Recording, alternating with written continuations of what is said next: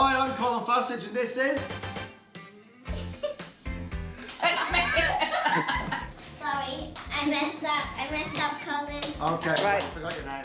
Cooking with May and Lily.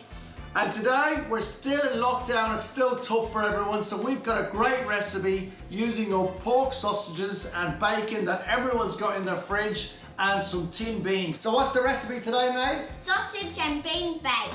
Okay, talk me through it. What do we need? You will need pasta sauce, some olive oil, bacon, some sausage. We've got pork sausages. You can use whatever you want. Onion, garlic, Capsicum, carrot, zucchini, beans, herbs and cheese. Okay, step one in our sausage bean bake. What do we do? So we need to cut up some Bacon. You can use any type of bacon. And the sausages. So the bacon's gonna add a beautiful smoky flavour. Go a bit bigger. Step 2, you want to colour your sausage and bacon. Step 3, you want to get your onion and garlic Capsicum and carrot. and sweat them down with your bacon and sausage.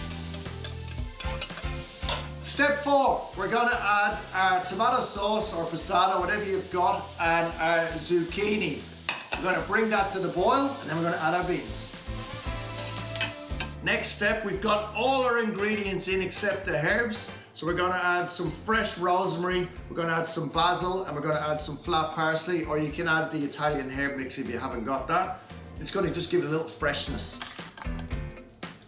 While it's a bake, we're gonna transfer it into a tray, into a little roasting tray. Now all we need is the cheese. Okay, Lily, make it rain. Okay, we got our bake ready to go in the oven. It goes in the oven for 40 minutes. at 200.